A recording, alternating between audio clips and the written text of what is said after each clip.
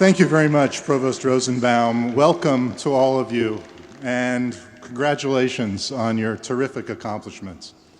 This day is, by right, about you, about what you've achieved over the last few years and throughout your lives. Now, of course, if it's really all about you, some of you might ask, why is it that this ceremony doesn't look much like the events that you all will have for your own celebrations when you're on your own time? When you have your own parties, you probably won't dress up in these gowns, for example, unless you have some kind of Harry Potter thing going on, in which case, I'll just stop there. You won't march in a nice procession. I doubt you'll be lucky enough to have bagpipers playing for you. And you won't set yourselves up to listen to vaguely finger-wagging speeches by people like me. But all of these are integral parts of our convocation, and why is that? Well, one reason is that while this event is about you, it's also about your connection to some other people.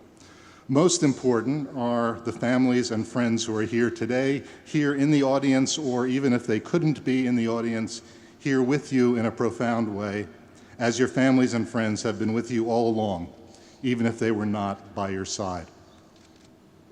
And then there is your connection to the people who have sat where you're sitting in the years and decades before you, and who have established the communities of students and scholars and professionals into which in a few minutes you will be welcomed by President Zimmer.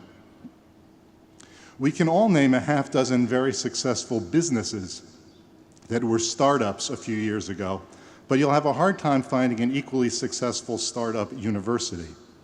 Among the great universities of the world, the one from which you're about to get your degree is very much a new kid on the block, and this new kid on the block, the University of Chicago, is 120 years old.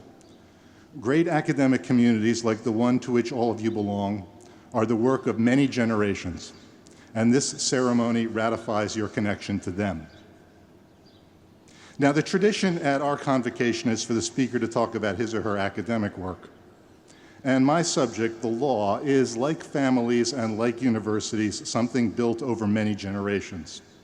When you work with the law or study the law, part of what you're doing is to pick through the good and the bad that other generations and our own generation have given to us. My own area, constitutional law, deals with the foundational institutions of our government. This is an area in which, if I can corrupt Faulkner's aphorism, the past may or may not be dead, but it is definitely still with us. Take, for example, the idea that we will solve our problems if only we can get back to the principles of our founders. You see that idea in lots of places, in religion and in schools and even in corporations, but you see it all the time when people talk about government and the Constitution. It takes the extreme form of people dressing up like George Washington at rallies about healthcare reform and things like that. But among people on all sides of the important debates about the Constitution, it's practically a reflex to invoke the people who founded our country as authorities on how we should solve our present-day problems. We often call them the founding fathers as if they were literally our parents. But relationships with parents can be complicated. And one of the great lessons of the last 2 centuries of our history is just how complicated our relationship to our founding generations is. The idea that the answer to our problems lies in somehow getting back to the founding principles, getting back to the way things used to be before it all went wrong, that's not a good way to think about a society any more than it's a good way to try to live your life. Let's consider for a moment what our country looked like when it was founded. It was a small agrarian nation clinging to the Atlantic seaboard. The population of the entire country then was 4 million, which is less than half the population of metropolitan Chicago alone today. 5% of the people lived in urban areas then. Today, that number is 75%. The population was different from today in other respects too, of course, including the fact that 700,000 people were enslaved. Forget the internet or telecommunications or antibiotics or heavier-than-air flight. The internal combustion engine was essentially unknown, and the electric light bulb had not been invented. Freedom of religion was a relatively new idea, far from universally accepted. The question whether people could be put in jail for criticizing the government was up for grabs. Racial equality was a fringe notion at best, as was the idea that women were equal to men.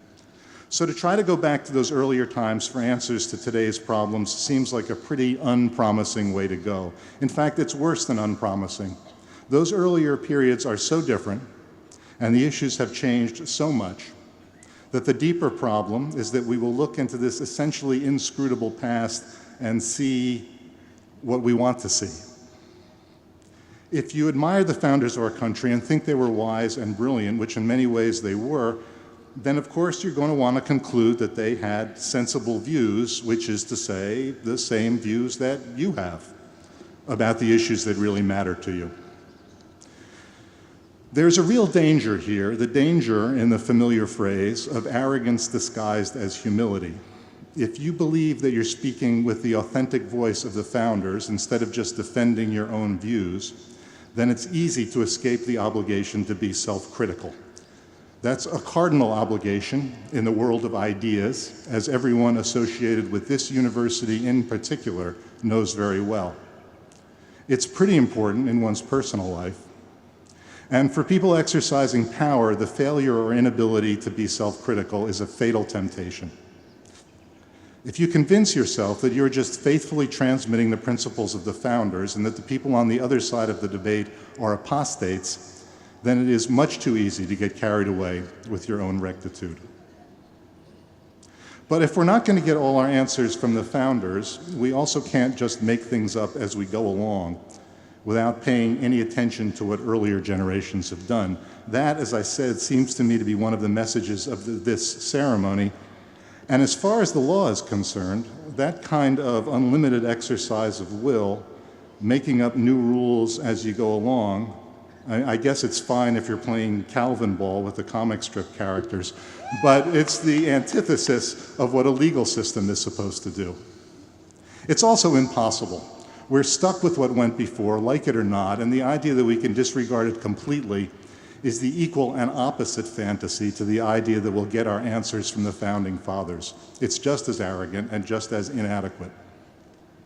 Immaturity can take the form of thinking that your parents will solve all your problems. It can also take the form of thinking that you don't have anything to learn from anyone else. It's kind of a cliche that that's true of individuals, but sometimes our debates in law and politics seem to oscillate between those two forms of immaturity too. If you look at the actual history of the Constitution in our country, and in many other countries as well, what you see is something more complicated. What you see in the law, as you see in the lives of individuals, is an ongoing process of trial and error, of learning by experience, of messing things up, and then trying to learn the lessons from what we did wrong. The law has permitted, even required, injustice in our history, slavery and discrimination, intolerance and oppression. But to its credit, the law has also fostered a process of learning from those terrible mistakes, identifying what went wrong, trying to remedy the wrong, doing what we can to make sure that that same kind of thing does not happen in the future. That process, too, has false starts and blind alleys, false dawns and relapses, as well as unmistakable progress. Let me give you just one example. At various times in US history, the government has put people in jail just for expressing unpopular opinions about politics. These episodes range from the Alien and Sedition Acts of the 1790s to various Red Scares in more recent times. In response, we have built up a set of legal rules to try to prevent things like that from happening again. The government can't punish political speech, no matter how extreme or how damaging, except in truly extraordinary circumstances. Public officials have to accept the risk that their reputations will be unfairly attacked. If government secrets are leaked to a newspaper, the government may be able to punish the leaker, but it can almost never stop the newspaper from publishing. These are just examples. There are other rules, and there are qualifications and complexities. But the point is that these rules weren't handed down to us by the founders, and they also did not just occur to some enlightened judge in a flash of inspiration. They've been hammered out over decades. They are the hard-won lessons of our past mistakes. They've changed shape, as we've tried some rules out, stuck with them if they seemed to work, and modified or scrapped them if they didn't. No one thinks these rules are perfect in all their particulars, and I'm sure we would argue among ourselves about where these rules fall short and where they go too far. But those are the kinds of arguments we should have. Coming of age in the law, like coming of age in an individual, is not a matter of denying that you are in part what others have made you. Of course we all are. And it's also not a matter of thinking that others have the magic answer book that will solve your problems. It's a matter of sorting through your heritage, valuing what should be valued, criticizing what should be criticized, being open to the claims of the past, while being determined to do better. So, that's my vaguely finger-wagging advice to you. I hope you've learned a lot from us in your years here, but most of all, I hope you've learned how to do better than we have done. Good luck to you all, and the warmest congratulations.